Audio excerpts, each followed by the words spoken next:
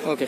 Hello everyone, this is Dr. Viresh, President of Guard Association of the Goa, Dr. Ajay Jha, Secretary of the Guard Association.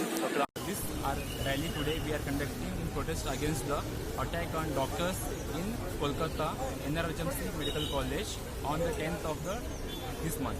There were 2 doctors have been severely injured, and the injuries have been so extent that they require a surgery. And on this matter, the Kolkata government has not taken any action to arrest the culprits or to protect the doctors. The doctors have been demanding only the protection and action against those culprits.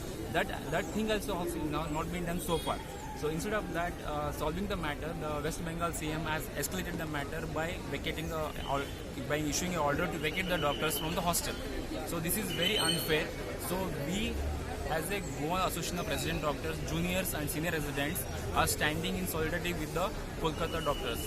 All the entire nation, national resident doctors are with the Kolkata doctors. So in this matter, we want our CM and HM to convey our message to the central government to take some action against the culprits of this attack which has happened in the Kolkata. So total how many doctors, resident doctors We are as a resident doctors are 300 plus 135 interns are there plus students are there. Total around 400 to 500 people. there?